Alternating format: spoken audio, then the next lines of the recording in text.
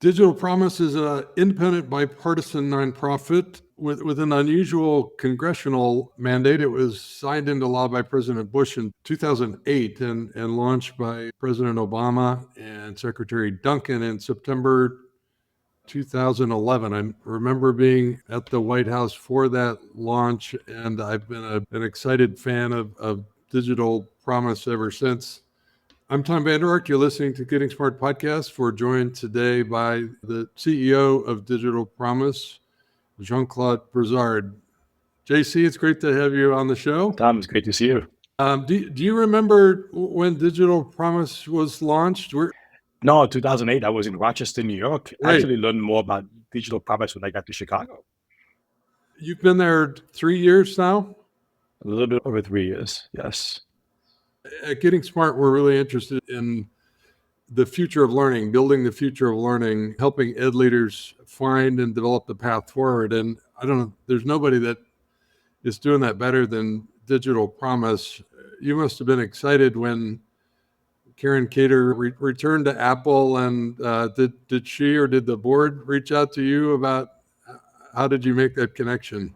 Yeah, so I tell people I was in the room when Karen was appointed president CEO. Jim Shelton made the announcement on ASU GSV convening in Arizona.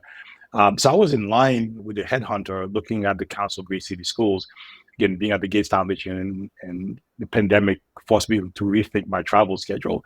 So when I heard Digital Promise was open, from the headhunter, she asked me, would you be interested? Absolutely. Because for me, it was a natural next step for me in my career, in my life. How unusual is it for a nonprofit to have this sort of congressional mandate? You are an independent nonprofit, but is that just an interesting origin story, or is there more to it than that? It's a fantastic origin story, which gives us access to the agencies in the U.S. government that is somewhat unique. For example, like we work with the FCC, we work with the Department of Education, we're well connected to NSF-IES, we are connected to the White House, we talk to folks in the Senate regularly. So we have a level of access because we are nonpartisan, right? Because we walk both sides of the aisle. And frankly, the work we produce, we think can really inform the ways in which both agencies as they execute on policy and practitioners, how they execute on the work on the ground. So we have a unique perspective, I think, to the world of our education. It seems to give you a particular entree to a little bit of federal funding. You have a good relationship with NSF and other departments of the federal government. Is that fair? It is. I would only say, though, is that we apply for funding with IES or NSF the way anybody else apply. We tend to, because we are a unicorn, because we check so many boxes, Yes. We do better than most, frankly, in getting funding from NSF and IES. And this is not about hubris, but the work product that we produce is of quality. That often is a great measure, particularly for NSF and IES. JC, we met about 25 years ago. You had been leading some high schools in New York City, and then Joe Klein invited you to take on high schools in New York City. That's just a huge, extraordinary challenge because it was, right, it's a system with some of the worst high schools in America and many of the best high schools in America and a lot of high schools. So an extraordinary portfolio. I remember meeting you. Was it at Tweed or was it at City Hall? Tweed, when David Banks became chancellor of New York City Schools, I was part of his transition team in conversations. And one thing we told him was that the biggest asset you have in New York City is variability. I said, I can show you the best and the worst in the world right here. And that, frankly, I think is an asset. When we met Professor Tweed, we did have an amazing meeting at City Hall on the future high schools in New York City. I remember back in 1999, he said, Tom, I want to work on the hardest thing that nobody else will take on. And I said, well, we should work on high school because it's a big, gnarly problem. And you and Joel Klein, you had some early help from Jim Shelton, developed the Children's First Initiative. I think about that all the time, JC, and the combination of the courage to close some of the worst dropout factories in America and to stand up within the system hundreds of really good new schools. And to do it at speed and scale is really, I don't know, I think it's the most important work that's been done in America in the last 30 years, certainly when it comes to high schools. Maybe the Texas High School Project is in second, maybe a close second place, but you really were deeply involved in what I think was one of the most successful, one of the largest, one of the most difficult and complicated transformations in history. And I'll always appreciate your leadership there. That must have been a crazy, wonderful, complicated leadership experience for you. That time it was an amazing learning experience for me as well. When you're looking at that kind of a system, for folks who may not understand, these were 400 high schools across New York City. I did a presentation once for the Department of Education, as we had more dropouts than most systems had kids across the country. So it was a monumental task. There were an amazing set of people who did this work, Michelle Cahill being one, Kristen Kane, Garth Harries. There were a lot of amazing folks, including some deans of high school principals across New York City who understood what this work was. So it really was a large set of people. But people may not also notice about me. I was a high school principal in New York City. We took on the dysfunctions of vocational education, and I was the front end of the shift to career and technical education. The story of my high school is still on the web 23 years later. Chief Information Officer magazine, CIO magazine, published an article on the transformation. I was 30-something slim kid, basically trying to take on a bunch of adults. I had an amazing asset in the teachers union. The UFT was a big part of our effort and partner in the work. But to your point, I would say the work that was done in New York City in the Joel was not only a seminal work, but I think we educated the world, not just the US, on what it meant to change and look at high schools, early college high schools, career and technical education, looking at small schools, a lot of effort. At the same time, too, we also begin to really understand the migrations of kids across the city, because you close a school in the Bronx, you don't necessarily impact kids in the Bronx, you impact kids in Brooklyn as well. So these kinds of lines that we saw and the work we did with Parthenon, frankly, was absolutely amazing in the high school work. Actually, I was just thinking that, JC, there's so many sub chapters to this. One is you talked about dropouts. So New York City has this network called transfer schools.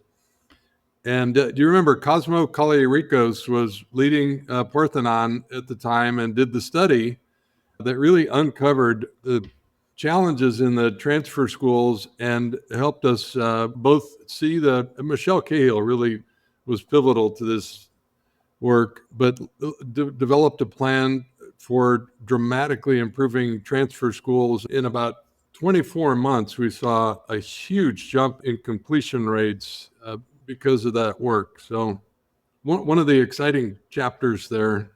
That work was difficult in the sense that historically, those schools were used, and forgive the expression, as dumping ground, right? For the regular high schools, pushing kids to those places because they didn't know how to serve them. So changing that, bringing rigor into those schools, removing this pathway to dumping was critical. And we also fell in the face of NCLB, right? Because those schools were concentrated with kids who had been dropouts, et cetera. And how you stay against the accountability system was another challenge that Michelle and team really met. Let me give you one beacon. I know when you were at Gates, you funded this effort at South Brooklyn Community High School. That school was co-run by the Department of Education in New York City and by a bunch of nuns, Catholic nuns, was actually groundbreaking. And I was the head of that particular network for a short time. They would go to surrounding high schools and would ask, give me a list of all of the kids who have not been in school in 2 months. And then they took that list and went searching for those kids. So to bring them back to school, they had initially 70, 80% completion rate. You go to their graduation, it was a tearjerker. These kids who were pregnant, who had kids themselves, found an amazing way of getting supported by a combination of the social, emotional, and the academic. And frankly, we provided amazing outcomes. I know Gates helped codify the model. I don't know if they're still on the web, but the actual documents were still there. But that South Brooklyn school became an amazing beacon for New York City.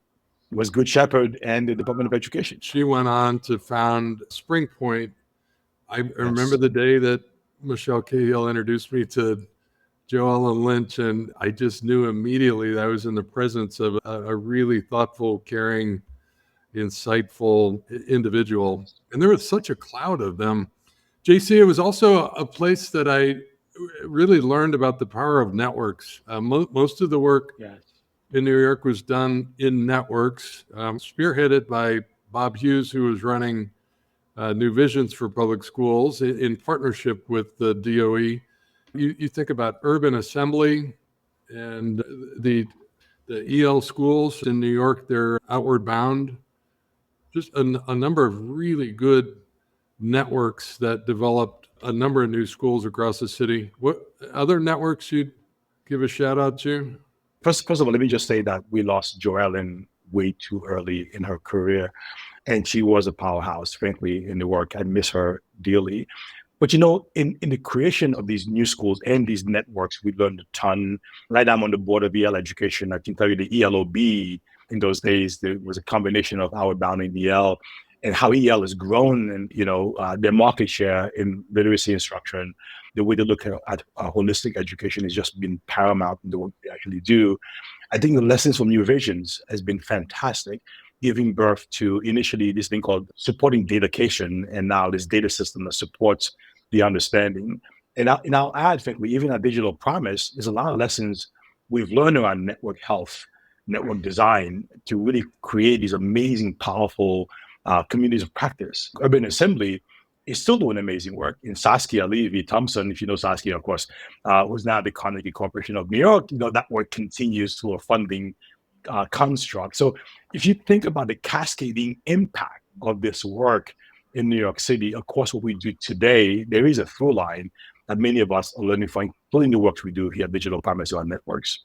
Well, speaking of networks, let's talk about the great work that Digital Promise is doing to create the future of learning. And really, for me, at the centerpiece of the last 15 years has been the League of Innovative Schools. This is now the 150 most innovative public school districts in America. There's a couple of chartered networks in there, but the most innovative school systems in America in a collaborative, really community of practice. And it seems to be going strong and still an important organization, right? I would even argue it's stronger than ever. So, quick history. When Ani Secretary Duncan created the League of Innovative Schools, there were maybe a dozen districts around the country. And these folks, many of them are still members of the League. They had unfettered access to the Secretary's office, to the White House. So there's a bit of reminiscing of that kind of access.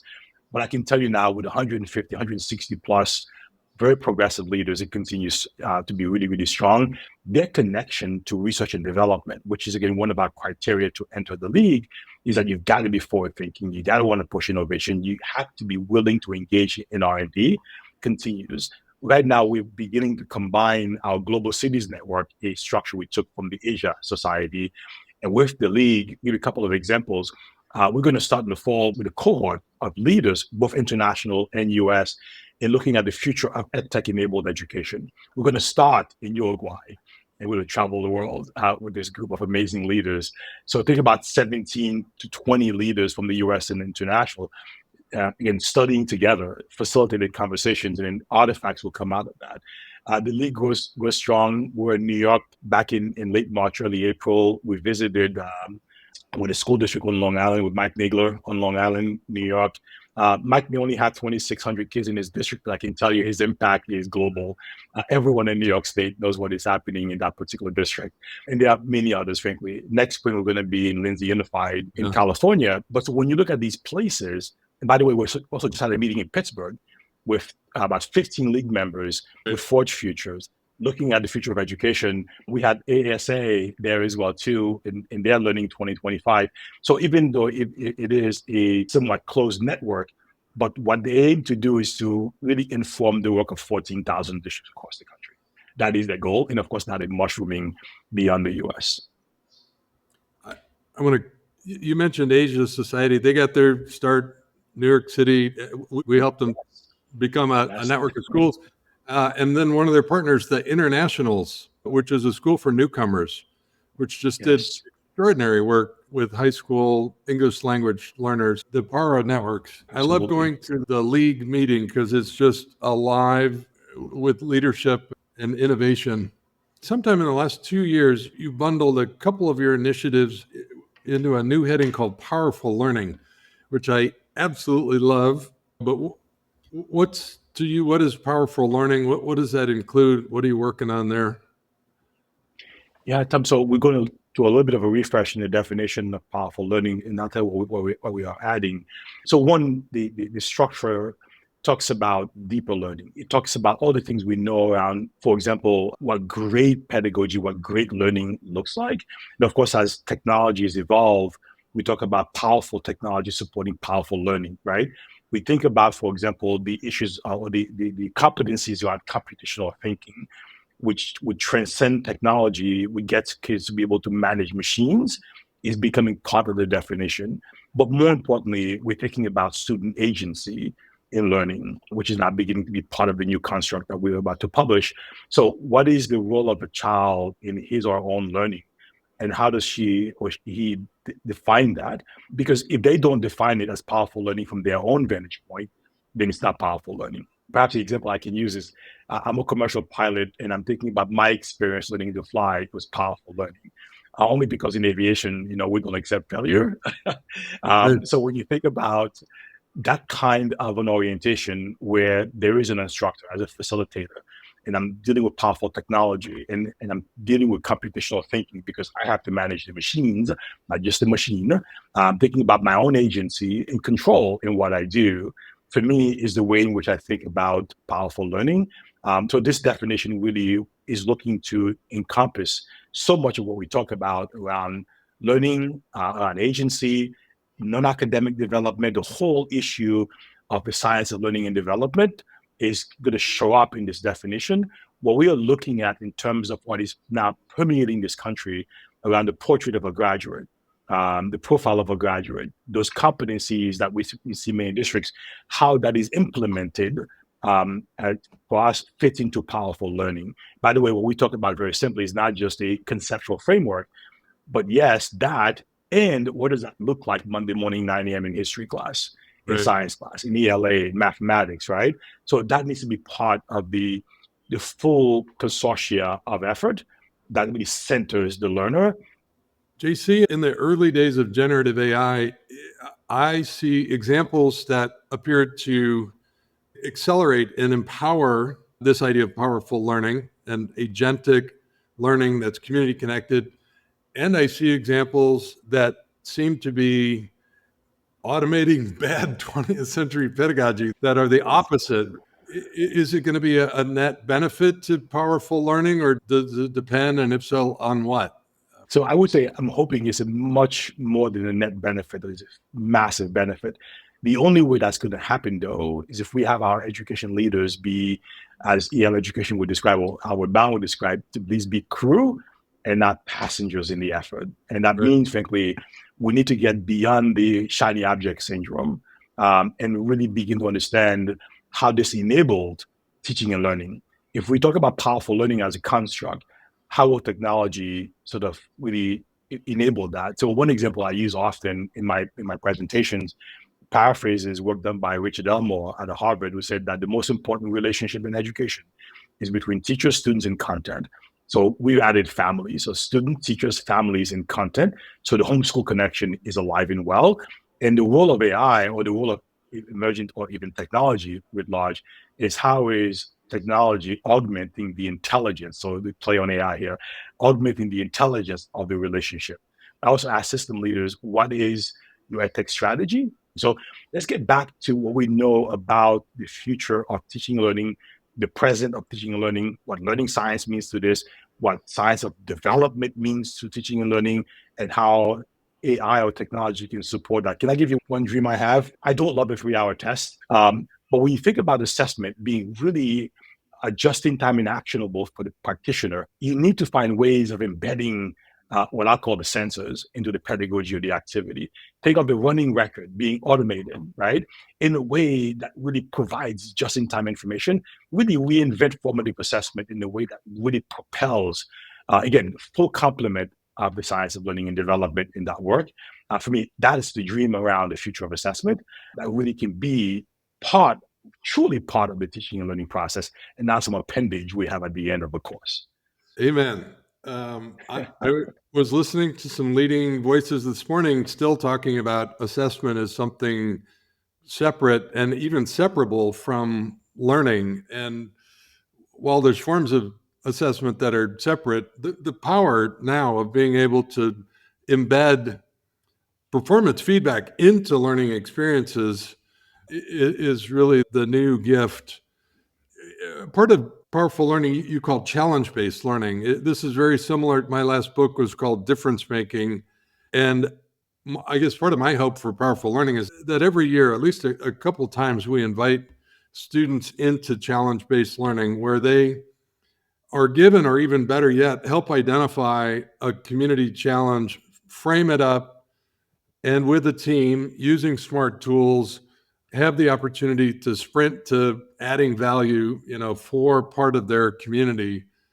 And as you described, we can build assessment into that experience so that the team is able to iterate based on real-time assessment, and that in the background, you're building a growth trajectory of multiple competencies that are being developed and demonstrated as a result of this learning. I think that's the power.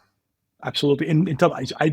I learned challenge-based learning as a graduate student in chemistry. No longer was I sitting with a cookbook lab and doing experiments and I have no idea what I was doing, to one where we were looking at challenges, for example, measuring water quality in Queens, New York. So we would go out and measure and then providing these organic reports back with the professor and having a conversation.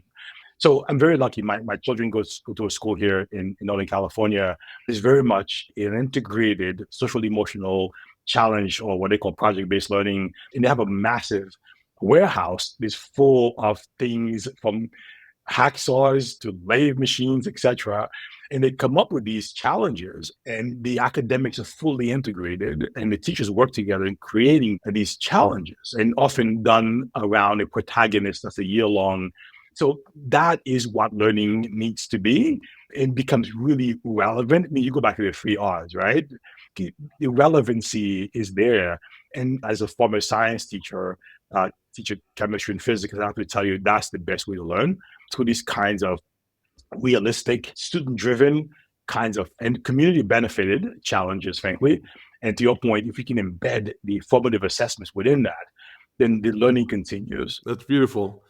Speaking of challenge-based learning with embedded assessments, Digital Promise is a leader in credentialing, particularly for teachers. You're the leading host and provider of micro-credentials for teachers.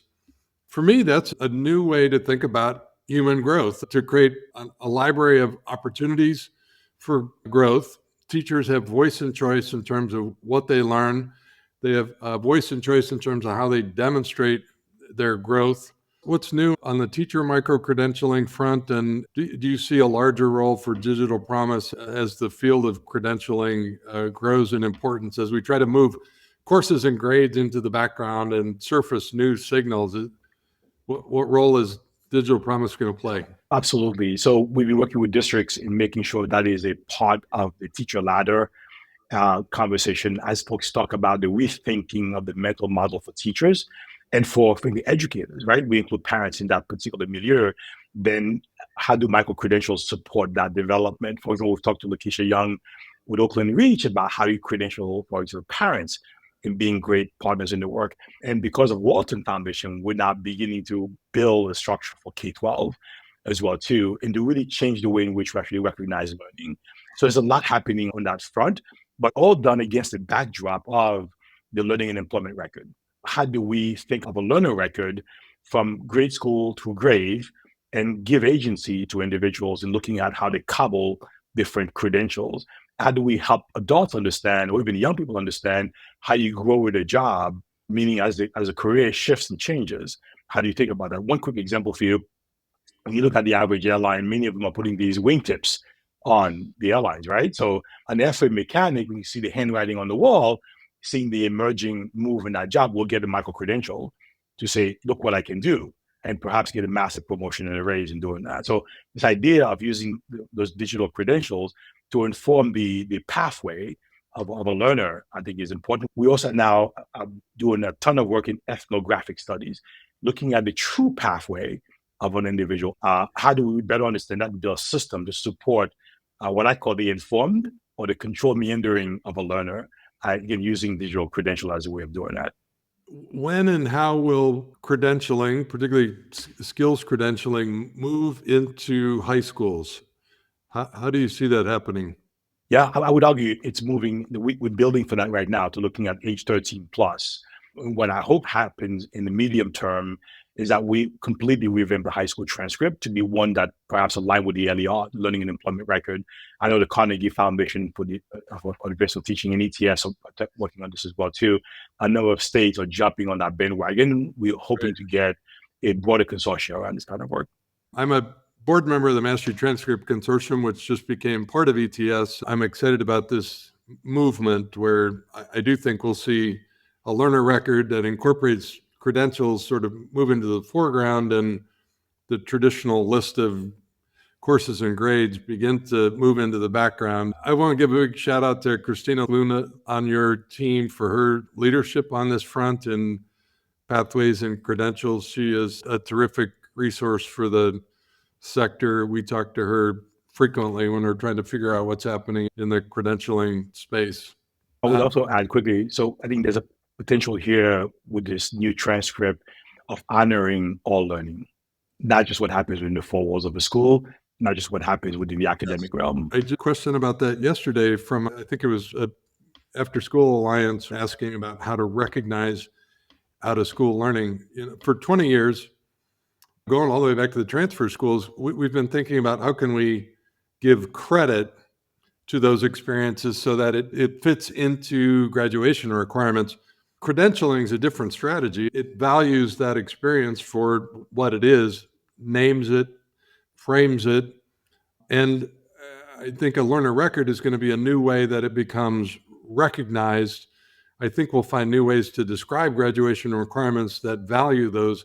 In fact, I think the new Indiana diploma is going to be an example of a diploma pathway that recognizes credentials. I think we're finally moving into this vision that we started talking about 30 years ago, anywhere, anytime learning, that can be credentialed and valued, that learner records will help kids tell their story and make it secure and portable and verifiable. Yes, yes, yes. And that's, I mean, I'm watching, frankly, Tom, not just these places like Indiana and the US, I'm watching countries like Rwanda and others. We say, how do we leapfrog? How do we bring that to bear very quickly? So there is an international interest, especially in more developing countries, in figuring out how to leapfrog, which I think is exciting. We became Digital Promise Global in 2019. So we have a presence in about 70 countries, but deeper presence in about 27. This group is going to go from Uruguay to Finland to look at the work, but we now have a presence in everywhere from Shanghai to Melbourne, West Virgin Islands. We're hoping to get Latin America and Peru on board. We're talking to folks in Johannesburg. Again, we're still going to be primarily a US-based organization, but we now fully understand that we're more alike than different internationally, and Digital Promise needs to have that kind of footprint in many parts of the world as we develop in our global strategy. Pathways, we're leading a new Pathways campaign, trying to sort of reimagine what that word means and how we can connect more learners to opportunity. How do you think about pathways, and what are you working on in that front? Yeah, when you think about that, for us, it goes against one of our 10-year goals, which is how do we put 30 million learners in America on a path to economic mobility, agency, and well-being. So it means both reducing the gap between bureaucracies, right? So early learning, K-12 to higher ed to post-secondary. It goes back to our discussion around credentialing value, digital credentials, making that seamless, portable, and of course, owned by the individual. We've been talking to folks in San Diego, Orange County, Alabama, about how we think about that kind of seamless connection, both at the more macro level systems design. By the way, Dallas County is another place where you're looking at regional data systems, the LER, right? How do you connect post-secondary to secondary? We also are thinking about the internal programming which is that if you want kids to be successful in STEM, what are the gateway courses in higher ed or high school that we need to frequently change? We've done a ton of work thanks to the Gates Foundation on post-secondary course completion, leveraging adaptive technologies, and the results have been phenomenal. We've learned, for example, that Chemistry 101 is not just a gateway course, it is a door shutter for STEM majors, right? So all of that is part of the internal programming of work as we work internally and with partners in redesigning coursework, again, mostly at high school level and post-secondary level. You brought back some bad memories, JC. My organic chemistry prof said, Vander Ark, you're not smart enough to be an engineer. He was very nearly a door shutter to my engineering career. So I hear you, right? These have to be door openers, not door closers. Shutters.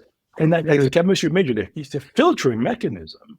And even in mathematics, we assume every kid's going to be a mathematician.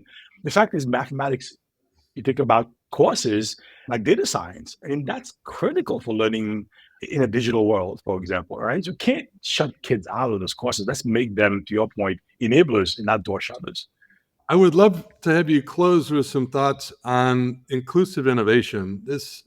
Our friend Kim Smith has led some of your work there, but what does that term mean to you, and why is it an important part of who Digital Promise is as an organization?